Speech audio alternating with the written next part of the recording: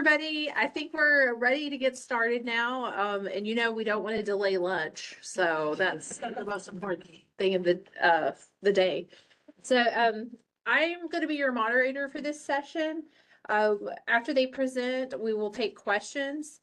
And feel free to, write your questions down. The people online, you can put your questions in the chat, and Catherine's here to moderate the chat. So the title of this presentation is Champing at the Bit, Experiences Designing a User-Centered Born Digital Processing Workflow.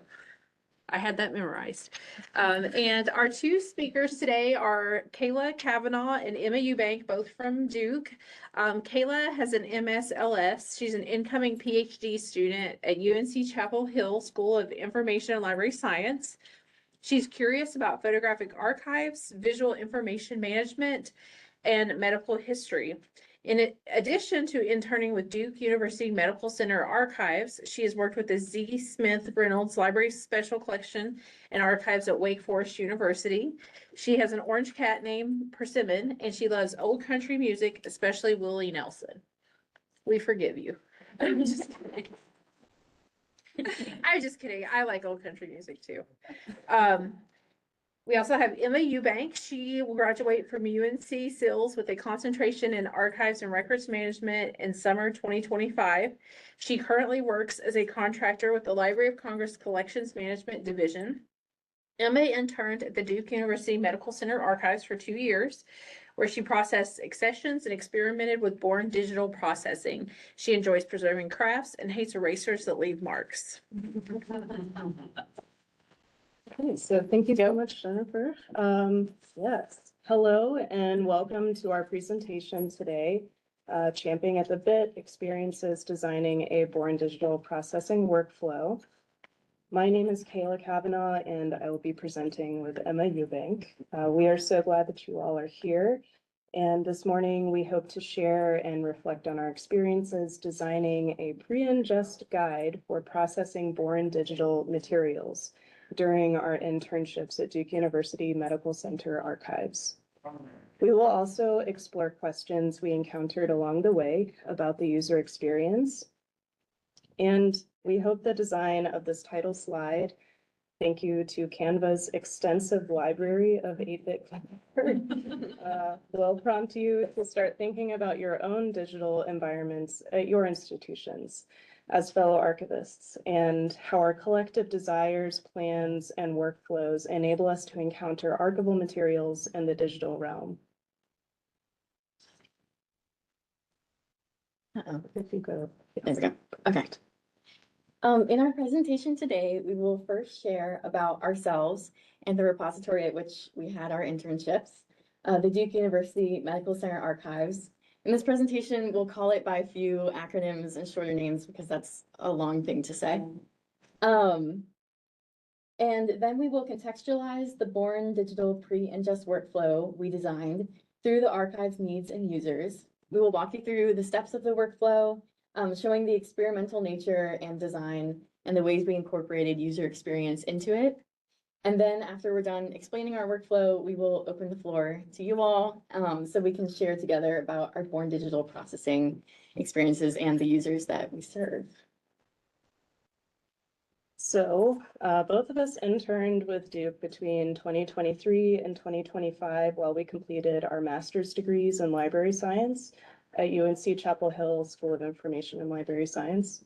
In addition to interning with Duke, I have archived an artist collection that includes digital photographs with Z. Smith Reynolds Library Special Collections and Archives at Wake Forest University, and transcribed German documents with the Moravian Archives in Bethlehem, Pennsylvania.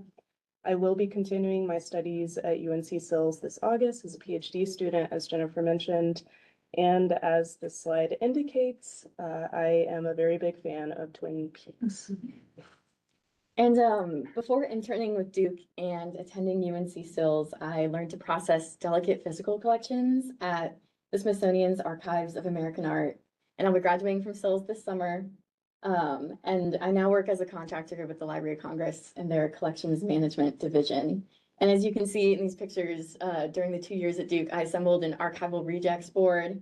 And you will see examples from this board throughout the presentation. its decor. So just a bit about our archive. Duke University Medical Center Archives was formally established in 1977 and is a unit of the Duke University Medical Center Library. We are physically separate from the Medical Center Library in a warehouse overlooking I-85, where we enjoy abundant free parking, windowsills overflowing with all species of potted plants, and the occasional cryptic graffiti from people who find our archive from the Bojangles around the corner. Our staff is comprised of 3 full-time employees. That would be the Director of Medical Center Archives and Digital Library Initiatives, Russell Kuntz, the Assistant Director of Medical Center Archives and Head of Archives Technical Services, Lucy Waldrop, and the Research, Outreach, and Education Librarian, Rebecca Williams, who is sitting in this room. There is also currently one archival processing term position, which is the Rice Diet Program Processing Librarian, Adana Thompson. And over the past 2 years, Duke has had 2 archival interns. These temporary positions fluctuate due to a variety of factors, but interns are essential in providing technical services support, such as processing collections, tackling the backlog, assisting with pickups, and developing workflows. As the slide indicates, we have our mission statement here. Our mission is to preserve and provide access to the legal, administrative, and historical records of the medical center and health system administrative offices, department chairs and chiefs, and faculty.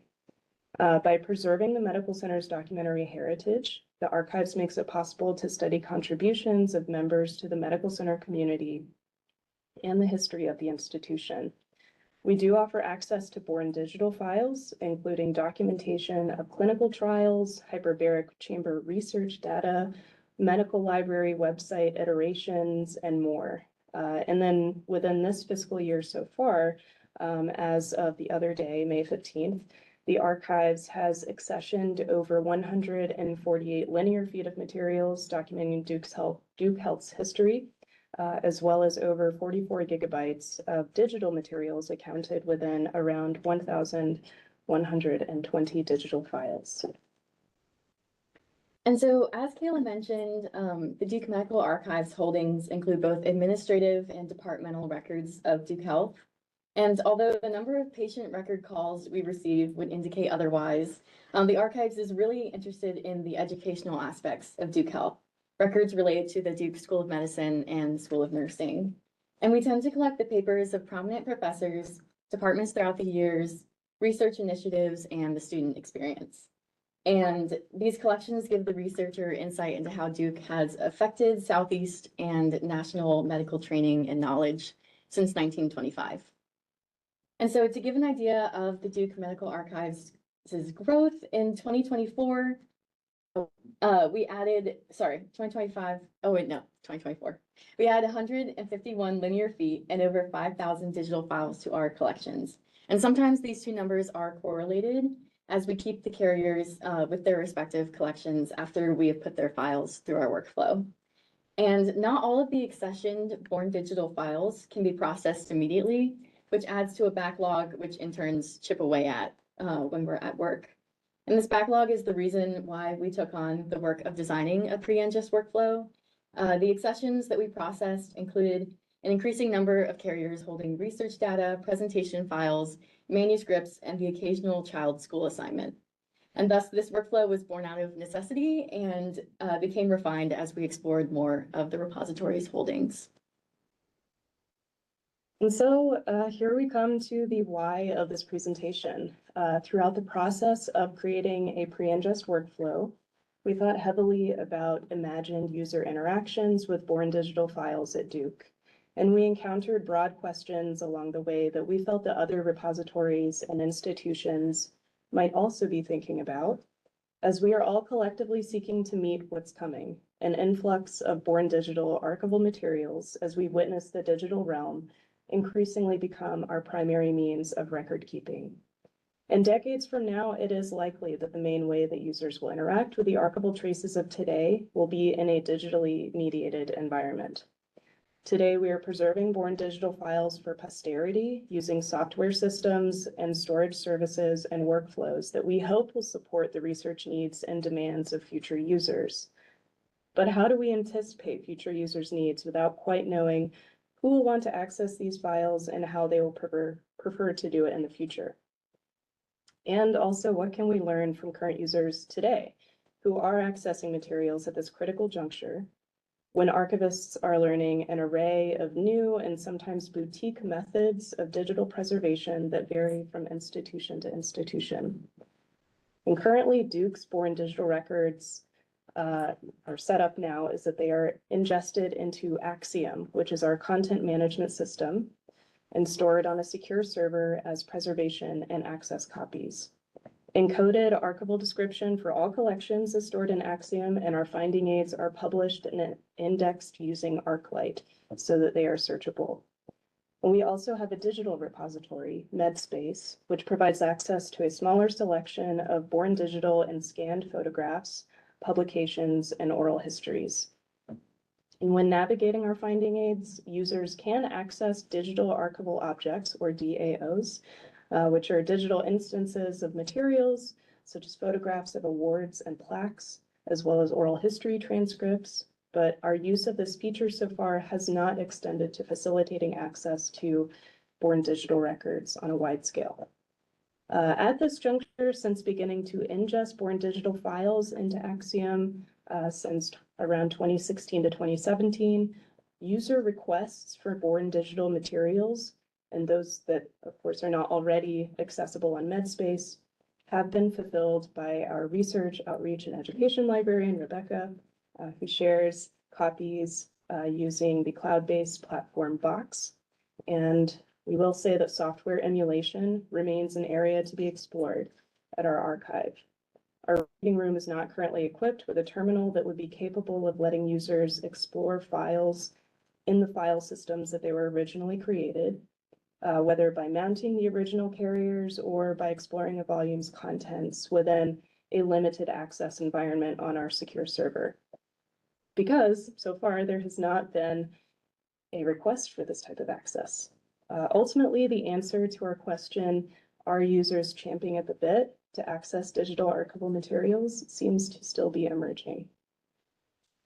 And then in addition to addressing potential user needs in our workflow, we also centered the necessity of the workflow to be living and transferable. As mentioned previously, due to the Duke Medical Archive's small size, interns and contracted archivists do the bulk of the processing. And as contracts and internships end, a challenge emerges in the communicating and maintaining of born digital processing standards. Processing born digital files is a unique skill to try and pass down because future archivists will handle new types of carriers and make judgment calls for large, unique volumes of files. We determined that every user of the workflow needs some semblance of agency within it, as they are both standard setters and precedent followers. With this in mind, we asked ourselves how we can frame the born digital pre-ingest workflow as flexible, changeable, and communicative of past decisions. Okay, so now we're going to talk a little bit about what work had been done before we showed up at Duke.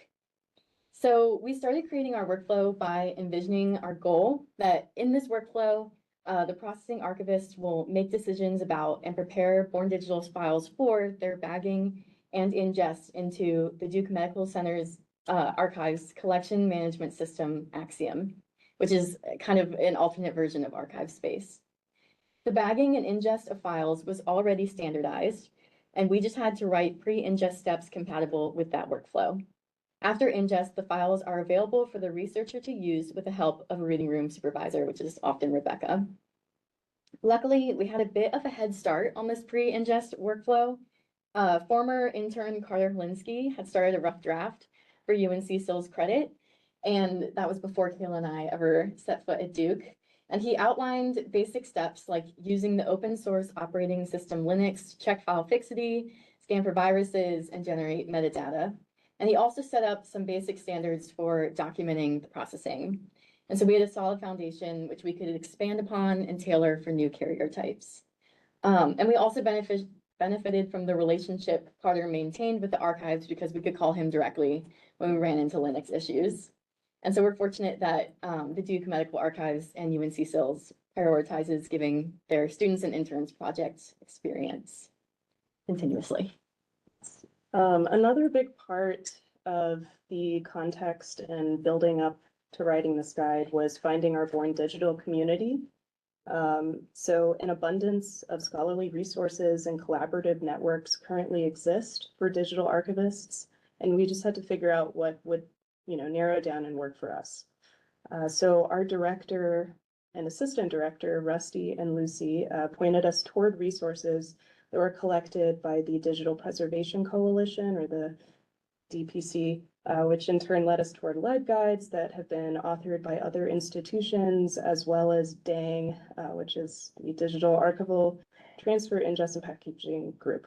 And I will say, Lucy has been an incredible source of support in learning these processes. She also learned Linux and digital archiving skills right alongside both of us, while simultaneously strategically overseeing how we can implement a workflow that meets our medical archives' unique needs. Since authoring a working version of this guide, we have also begun collaborating with the Triangle Research Libraries Network, Born Digital Special Collections Interest Group, and we hope to participate in the future in a peer assessment by sharing with fellow librarians at Duke, NC State, and UNC Chapel Hill how our workflow aligns with standards established within the field. And in addition, I will say we are indebted to the experiences and knowledge shared by fellow practitioners and digital preservation enthusiasts we met along the way. For example, we learned from Farrell at Duke University Libraries that ClamScan AV, which is the virus scanning tool that we use, it actually has a specific file size limitation that it will not exceed unless you tell it to. So that was helpful to learn. We also consulted with Tom, friend of the archives, to troubleshoot some decades old hardware and learned a lot about how magnetic media works. I don't know if there are any fellow Barrow nerds in this room, but if you are, hello. And we also learned about the different connector ports for 3.5-inch versus 5.25-inch floppy disks. And Lulu, I don't know if Lulu is here today, but she is our fellow former MSLS student at UNC and worked as the Carolina Academic Library Associate in Digital Preservation at Wilson Library. And she was also incredibly helpful in sharing information early on in this process and sharing her personal experiences archiving floppy disks. Okay, so here we have kind of a bird's eye view flowchart of the steps in our pre-ingest workflow. And so this flowchart is present at the beginning of the guide that we wrote and can help users orient themselves. And the workflow guide that we wrote also contains a few Linux basics, steps of how to set up our digital preservation workstation, which will be talked about in a little bit, and a glossary of common and useful terms related to digital archiving. And so in the pre-ingest flowchart, the green tiles are completed on that custom digital preservation workstation, and then blue tiles can be completed on any Windows compatible computer. And then the yellow tile indicates where the workflow transitions into the standard bagging and ingest process.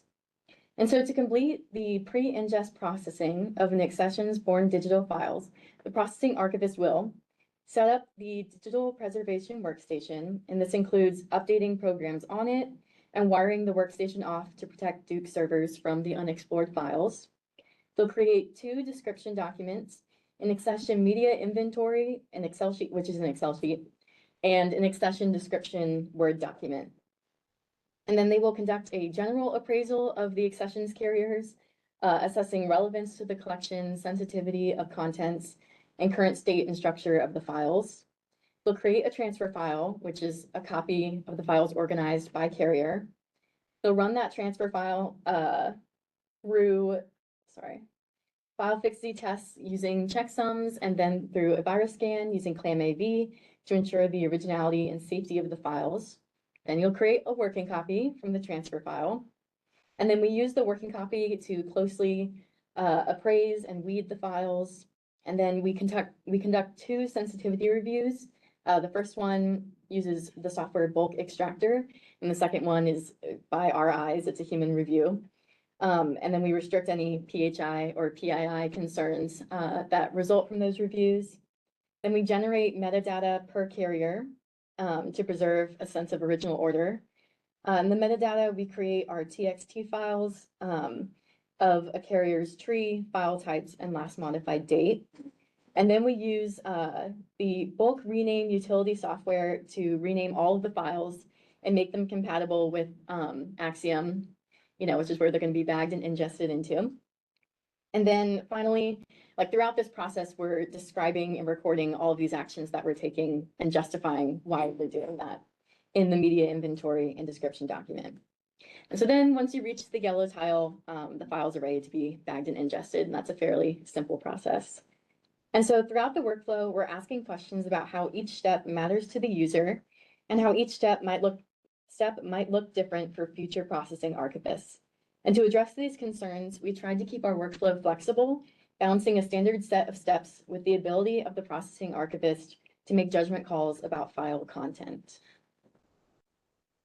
And so just a bit of context about the guide itself and how information is communicated. Our language choice and ease of use is generally emblematic of our approach to writing the content of the guide and seeking to create a living document with future interns in mind, as well as archivists who are also new to digital archiving practices.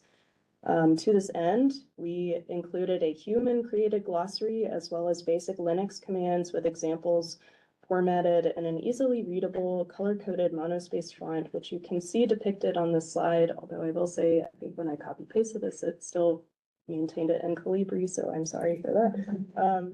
But our guide, which we wrote and saved as a versioned Word document, it does include screen captures, color-coded headings, step-by-step instructions, and guidance on conversation, topics to explore with the head of technical services, Lucy, in making archival decisions, as well as what kinds of questions we considered while writing the guide itself.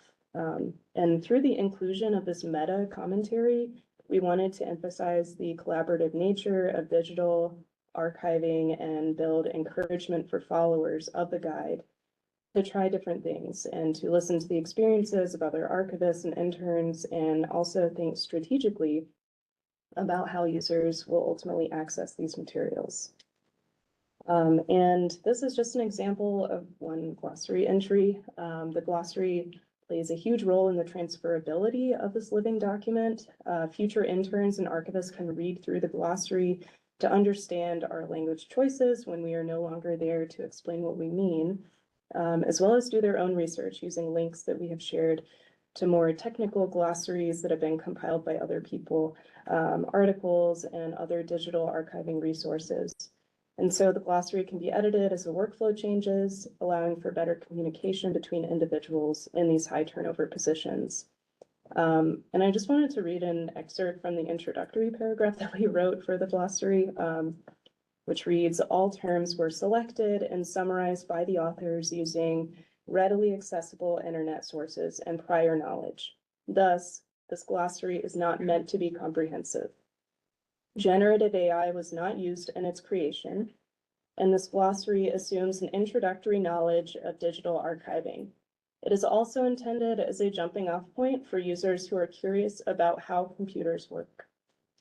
And on the slide, again, you can see an example of a glossary entry along with a few other bolded terms there at the bottom that we had decided to include as well. Okay, so this brings us to our digital preservation workstation. On the slide, we have some pictures of the preservation workstation itself, as well as some of the tools that we use throughout the pre-ingest guide. And so its programs and various plugin readers are all an accumulation created as our staff encountered new physical carrier needs and file types to explore. We do anticipate that this workstation would change as needs change. One example would be if and when we eventually start preserving hard drives. The workstation itself is a networked computer that, again, as Emma said, runs Linux, an operating system quite different from Windows or Mac, but it allows us to customize and run specific commands from or for a carrier's digital files within an accession. Other tools that we rely on include media readers, flash drives that store scripts that will be deployed at specific points during the workflow, such as Rusty's file identification script, reference materials, and also, as you can see in this photo, the Grease Weasel, which is an open source and more customizable alternative to the CryoFlux, which can be used to read obsolete carriers. While we have not thoroughly explored what the Grease Weasel is capable of, we do think this can be an area of exploration by future interns. So, you know, as we saw in our bird's eye overview of our workflow, setting up the workstation is the first step. And before working with an accession's carriers, we have to first check for system updates, check for a CLAM scan AV update as well, and then disconnect the computer's wired networked connection to protect you from any viruses or other malicious things. And so after setting up the digital preservation workstation, we create the description documents that I mentioned specifically for this accession. We expanded former intern Carter Helinski's documentation standards, and we wanted to ensure that the actions taken upon the digital files in their processing are captured to foster accountability from the archives and to communicate to future archivists what and why we made judgment calls on files. Updating Carter's documentation also made us think about future users. They may have questions about files renaming, weeded content, or unreadable carriers that were discarded. Detailed documentation allows users to step back into the archivist's decision-making, giving more context to the files they are viewing. And so we document an accession's born digital processing in two ways: through an Excel sheet called an accession's media inventory, and through a Word document called an accession's description document. Documentation depends on a collection's history with born digital processing. We check to see if a collection contains other born digital content and if it was processed with this workflow, which not many have been since this is fairly new, because we want to ensure that we maintain renaming and description standards throughout the collection and throughout time.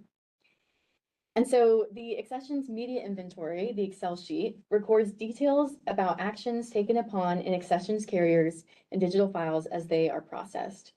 So we record information like a carrier's original name, if any, type, primary language, and general information about its contents.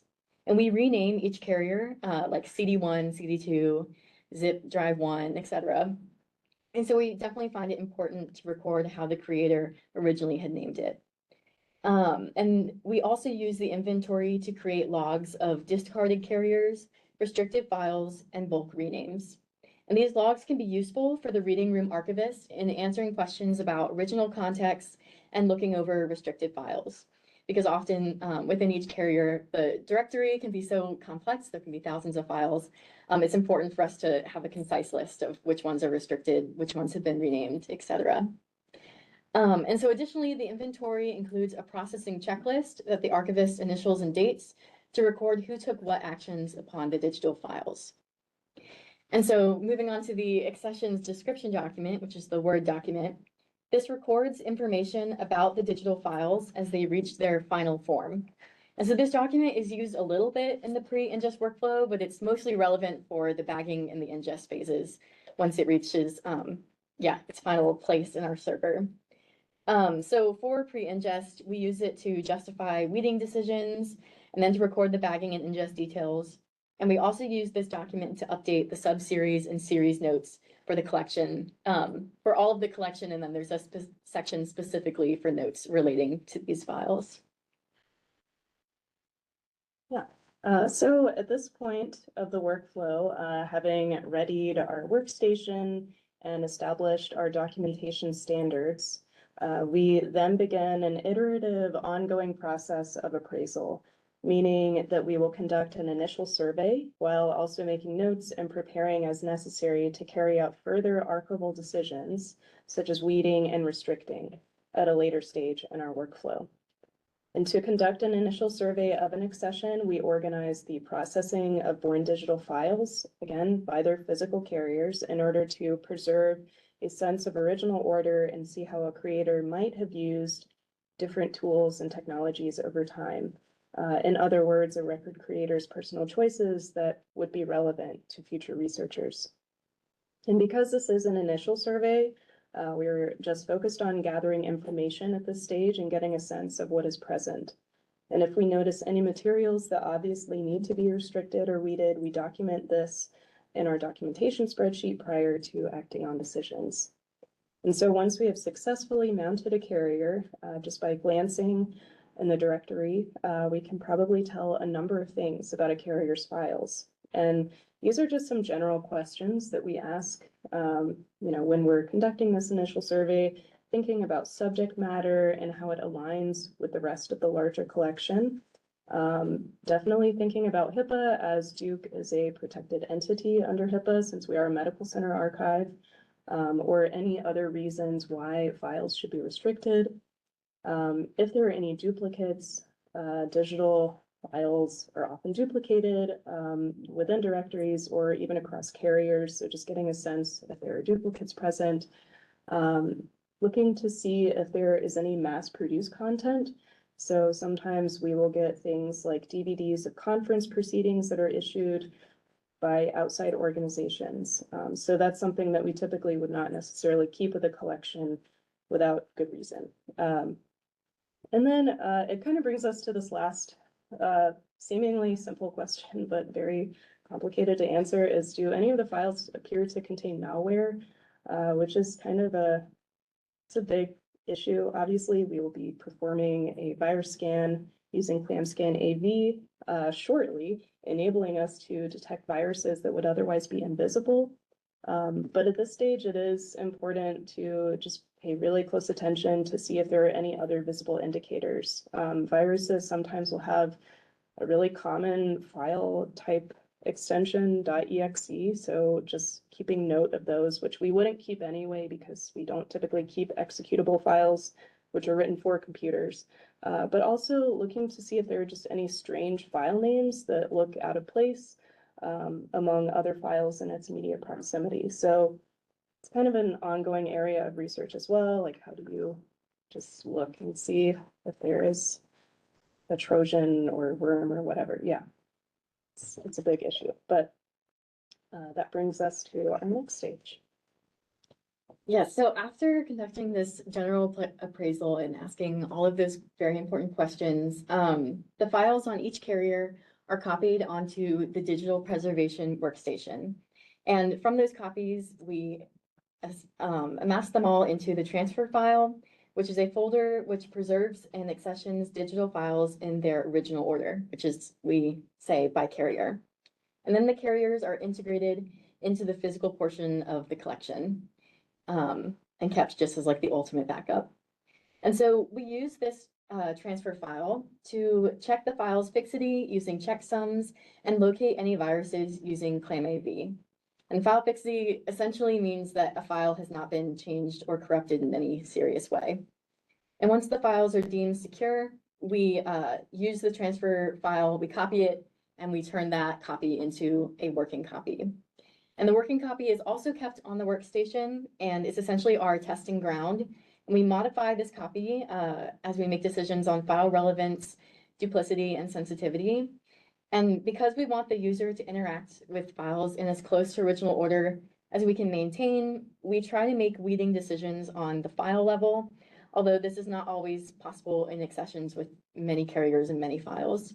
And luckily, if we mess up the working copy, we can always, like beyond repair, we can always go back to the transfer file and start over again and create a new one. So we hold on to the transfer file for this whole process. So at that point, once we have the working copy, we're ready to go on our more intensive appraisal processing, during which we will decide which files to keep and or restrict. So while a sensitivity review involves a closer interpretation of content, which Emma will be delving into shortly, weeding is going to be more focused on information that we can glean from a file's characteristics. So on the slide, we just see here some very basic weeding criteria that guides the decisions we make about which files to delete from our working copy so that they don't continue to be processed with files as we preserve them.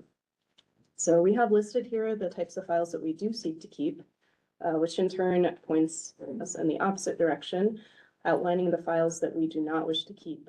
Our guide contains basic Linux commands that help us identify and weed out, for example, files written for computers, which I mentioned before, such as executable files with file extensions like exe or cmd, as well as 0-byte files, so just empty files, there's no data there, empty directories, duplicate files, and files created by entities other than Duke that we don't wish to keep with the collection. And all of these weeding decisions will be documented in our spreadsheet and the accession documentation. And so I do want to expand on the last weeding point just a little bit, able to be open with Duke resources, because I believe that there is a lot of potential for interpretation here. Concluding whether a file is openable ultimately means collaborating with our head of technical services, Lucy, about what resources could be reasonably allocated. It also means putting ourselves in the user's shoes and carefully considering how they would access the files were we to preserve them. So some helpful discussion questions at this juncture might include, is it important to preserve the environment that the files were created in? Or is it important to preserve the information contained within the files themselves? Or is it possible to salvage a file listing in the event that the files themselves cannot be opened? Yes, we do have an example of this happening at one point in one of our endeavors to read a 5 1/4 floppy inch floppy disk from the O. Michael Colvin papers accession. We were able to successfully mount the disk using an old compact computer, which then had trouble linking up with our monitor and keyboard. So because our human inputs were thus extremely limited in this environment, we could not actually open any of the files contained on the disk or create an output of the file listing. So in that situation, we just resorted to taking a cell phone picture of the monitor to get a sense of what was contained on the disk and included that photograph in our description and documentation. And that was a way for providing access without actually opening the files themselves. Okay, so now we're going to talk about the 2 sensitivity reviews that we conduct. So while we conduct file level weeding, assisted by Linux, we also keep an eye out for any sensitive content. So the Duke Medical Archives restricts largely 2 types of content: personally identifiable information, known as PII, and protected health information, known as PHI. Various U.S. data privacy protection laws cover the restriction of personally identifiable information, which is essentially government-issued identifiers and financial information. And PHI, protected health information, is any information related to someone's past, present, or future medical condition, and is protected under law by the Health Insurance Portability and Accountability Act, or HIPAA, of 1996. And additionally, although this usually is like a small, we don't see this very often in more digital files, but we keep an eye out for any student records, as these are also restricted by the Family Educational Rights and Privacy Act. And so a sensitivity review, thinking about all of these types of sensitive content, is an essential step of the pre-ingest workflow, as the archives is liable if any of this information is viewed illegally by our users. And so to review files for sensitive content, we first conduct a machine review using the software bulk extractor.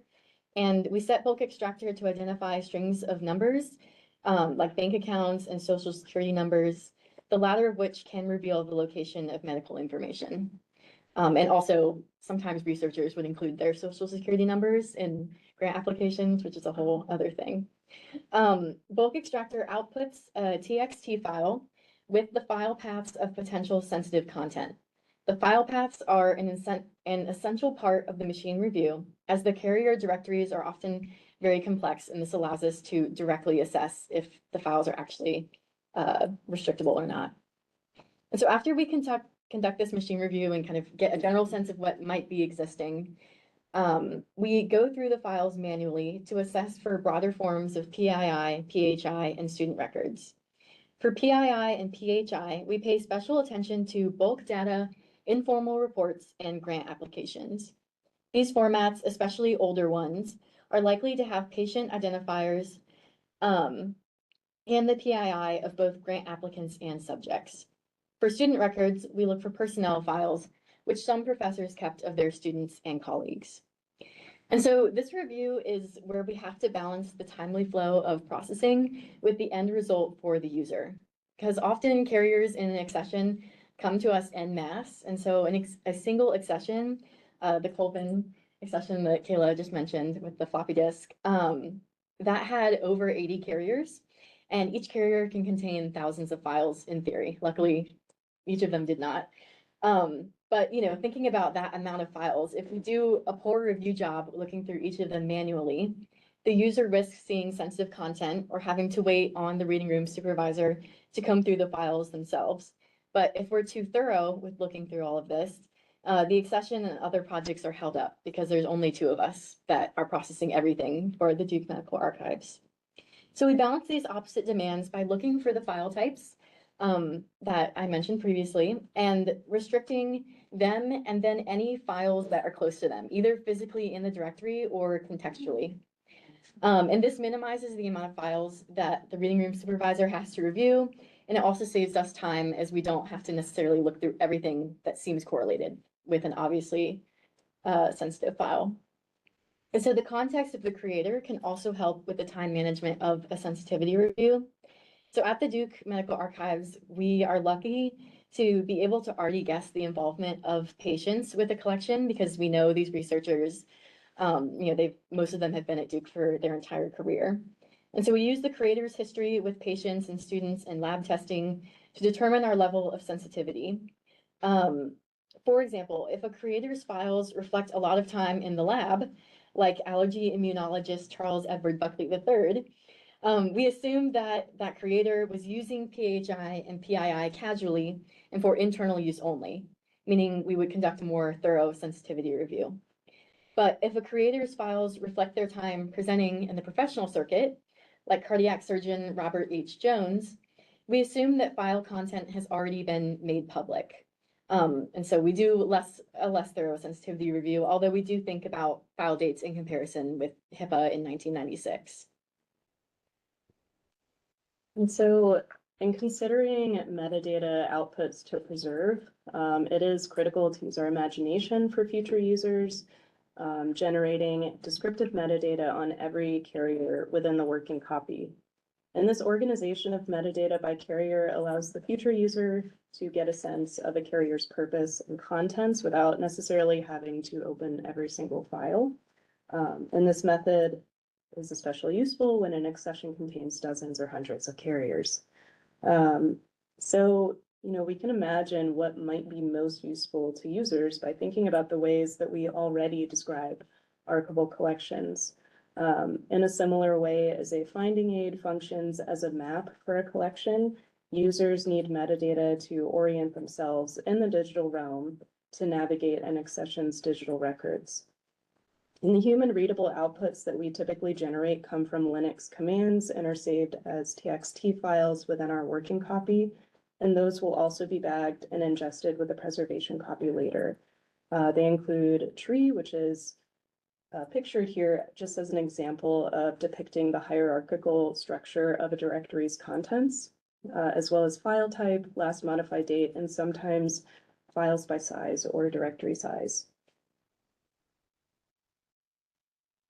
And so, this marks the end of our pre-ingest workflow explanation. And so we're gonna return to our original questions here.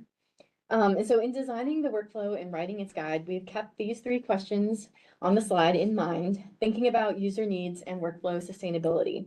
We hope that our experience asking these questions will help you all frame your design and revisiting of your own unique pre-ingest workflows. And so we're gonna go through them one by one. So for the first question, are users champing at the bit to access our digital materials? The answer is not yet. From 2016, when we began processing foreign digital files, to today, our archives has not received an overwhelming or even consistently large volume of requests for digital files. However, just because the demand is low doesn't mean that researchers will always be uninterested.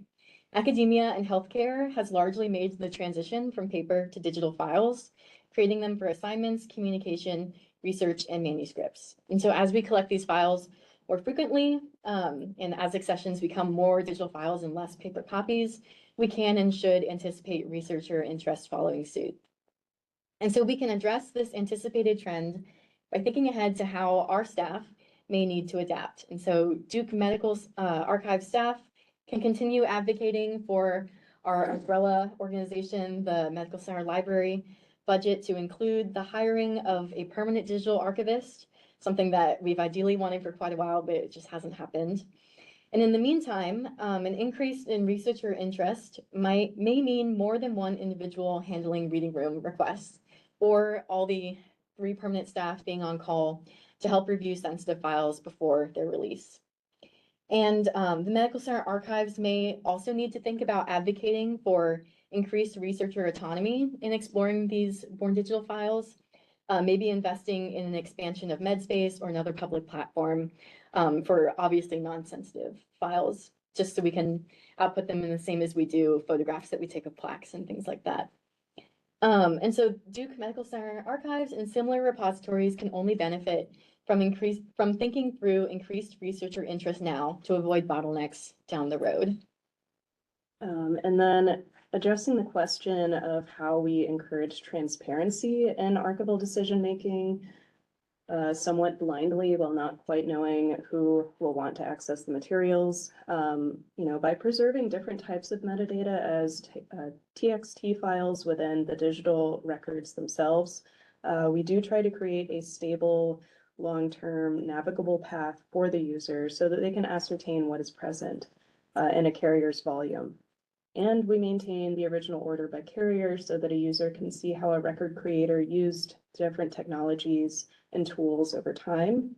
And returning back to our description documentation, both the inventory spreadsheet and the Word document provide an avenue for a processing archivist to communicate across time to users to make it clear which decisions were made and why.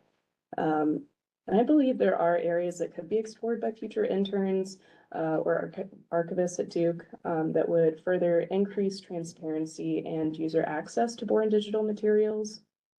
The end result of our workflow, which might end up with a user accessing materials remotely via cloud services. It does depend on a user having access to and comfortably using a computer and interpreting visual information, which for some users that might present some barriers. So possibly future interns could conduct an accessibility survey or even simply asking users what physical and attitudinal barriers they experience that impact how they access born digital materials at our repository. I would also say another avenue for exploration is investigating the grease weasel a bit more to explore obsolete carrier types and widening our ability to interact with files in their original contexts. And then for our final question, what does it mean to create a pre-ingest guide for high turnover archivists in our role as interns? So during the fulfillment of our internships, Kayla and I have been acutely aware of our limited time with Duke. And in a way, this cutoff has been beneficial because we've been incentivized to plan for our accumulated processing and repository knowledge to have to be shared for longevity purposes. So high turnover positions certainly have drawbacks like uncertain rehiring periods, and permanent Duke staff responsibilities being shared among the only 3 permanent staff that we have. For example, we could not drive the Duke Archives van, which is fine, but that means there's only 3 people available to do it. However, the term limits at the medical archives allow more individuals the space to experiment with and learn the standards of archival processing in a small and autonomous environment. And so we designed our pre-ingest guide to reflect this experimental freedom given to term positions. And so this guide, being in a Word document, allows for continuous editing. And we standardized all the essential steps using best practices, but we left room in each step for decision-making. For example, processing archivists, they have to conduct a virus scan. That's not negotiable. But as we learned from a fellow Duke Libraries employee, our current method has limits. And so future interns can feel free to experiment with that and rewrite that section of the guide if they so choose. And so we hope that our language and prompting encourages future interns and archivists to feel confident in this experimentation and kind of, yeah, taking control of the editing of the guide once we are no longer with Duke. And so before we open the floor for questions and create a space for everyone to have the opportunity to share their own digital archiving experiences, if you so desire, we would like to thank our incredible colleagues at Duke Medical Center Archives, Rusty, Lucy, Rebecca, and Adana, for their continuous support and willingness to share knowledge throughout our time at Duke. We are very grateful. Yeah, this is our space to share. If anyone has any thoughts or questions, we also have questions in case you don't have questions. We have about 7 minutes, and Okay. if someone asks a question from the audience, could you repeat it? Yes. The microphone is right there, so I'm just Yes. afraid the people at home won't be able to hear. Sure. You sort of mentioned, sorry, you sort of mentioned, but as far as for the review process, it seems like, there's a computer aspect which can be quick, but also valuable because it could be a phone number they put on their thing where you get a string of like 10 numbers. As far as the review with the human eye, have they thought about like part of it maybe being a review on demand situation? Because you said not a lot of people are asking for it, so it's sort of like NPLB where we're just gonna put it out there, but when someone requests it, you can put the caveat, 24 hours, we gotta look through the files first. Is that something you thought about? Because I don't know whether the backflow, whether that is holding up, because it seems like that'd be very hard if like one or 2 people doing it to look at. I mean, even physical paper collectors, you can't look at every document. And you're sending at some point, you just go, it's a folder. Hope you don't find anything that we should publish. Yeah. Let us know if you do, because we didn't look at it, and then, or someone asked for something. So I didn't know if that's something you thought about maybe adding as far as like an option, or was that required because of the way HIPAA is and the way Duke operates?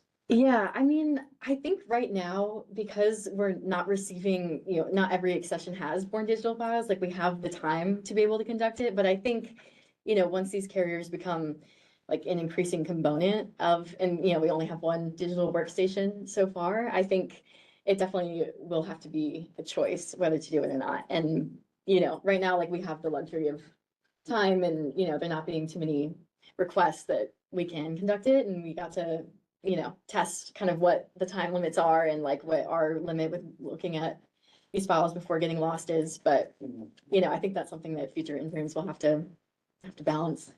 And I think I don't want to speak for Rebecca, but I think that is also something done iteratively as well. So every request for access made does involve that, just kind of looking things over and, yeah.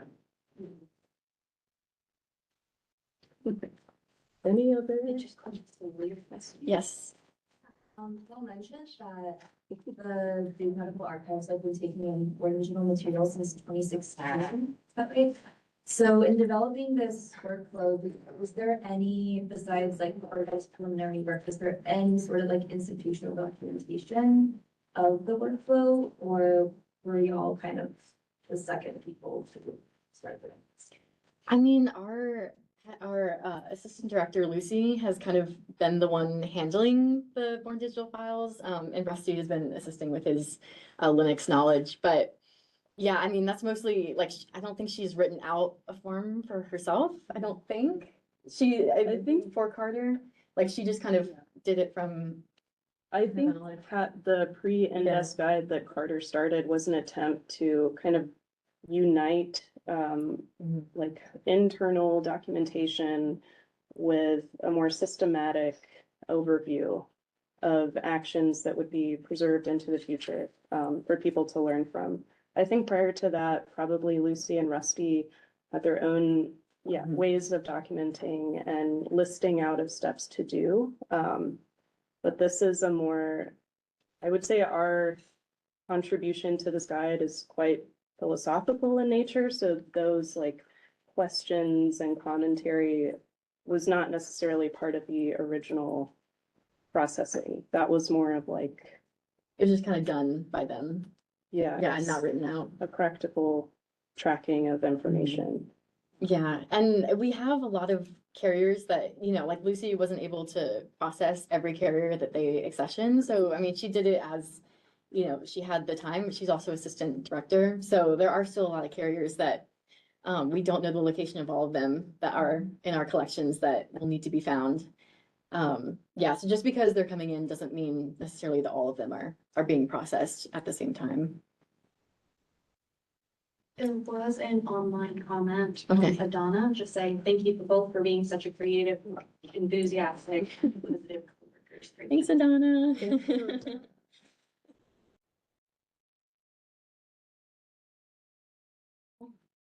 Oh, I have one kind of unrelated, but after all your time spent in the archives, do you all have like a favorite document or something that surprised you as you were making this guide? Cool.